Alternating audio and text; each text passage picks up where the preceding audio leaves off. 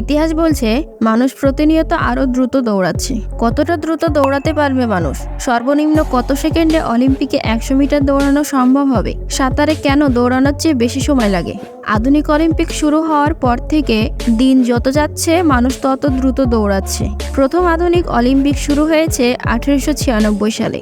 সে বছর যুক্তরাষ্ট্রের Tom bark 12 সেকেন্ডে 100 মিটার দৌড়ে প্রথম হয়েছিলেন। তার 4 বছর পরেই ফ্রাঙ্ক জার্ভিস সময় নেন 11 সেকেন্ড। 1908 সালের অলিম্পিকে 10.8 সেকেন্ডে, 1964 সালের অলিম্পিকে 10 সেকেন্ডে, 1968 সালে 9.95 সেকেন্ড ও 2012 সালে 9.63 সেকেন্ডে 100 মিটার শেষ করেন জ্যামাইকান অ্যাথলেট উসাইন বোল্ট। তবে 2009 সালে তিনি মাত্র 9.58 সেকেন্ডে 100 মিটার দৌড়েছিলেন। এটাই এখন পর্যন্ত সবচেয়ে কম সময়ে 100 মিটার দৌড়ানোর রেকর্ড। এখানে স্পষ্ট দেখা যাচ্ছে প্রতিনিয়ত মানুষ আরও দ্রুত দৌড়াচ্ছে। প্রশ্ন হলো, আর কত কম সময়ে মানুষ 100 মিটার দৌড়াতে পারবে? সাঁতারেও একই প্রশ্ন করা যায়।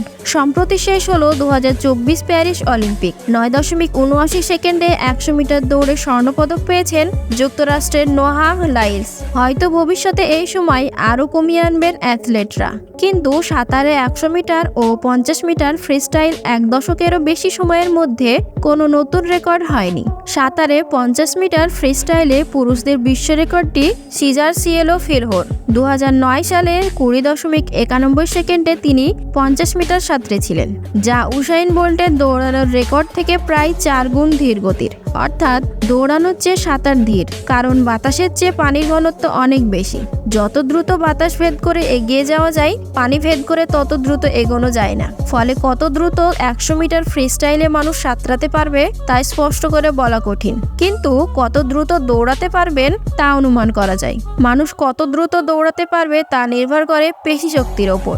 গবেষণায় দেখা গেছে মানুষ সর্বোচ্চ ঘন্টায় 60 কিলোমিটার বেগে দৌড়াতে সক্ষম। অর্থাৎ সে হিসেবে 100 মিটার দৌড়াতে লাগে 6.625 সেকেন্ড। কিন্তু এখনো মানুষের পক্ষে দ্রুততম দৌড়ের রেকর্ড 9.58 সেকেন্ডের। এর রেকর্ড কেউ ভাঙতে পারবেন কিনা তা এখনো বলা মুশকিল। তবে ইতিহাস বলছে প্রতিনিয়ত মানুষ আরো দ্রুত দৌড়ানো শিখেছে। তো ভিউয়ার্স, এই ভিডিও থেকে আপনি কতটুকু জ্ঞান অর্জন করলেন কমেন্ট করে জানাবেন। আর ভিডিওটি ভালো লাগলে ভিডিওতে একটা লাইক দেবেন। আর আমার চ্যানেলে নতুন হয়ে থাকলে চ্যানেলটিকে সাবস্ক্রাইব করবেন। সকলকে ধন্যবাদ।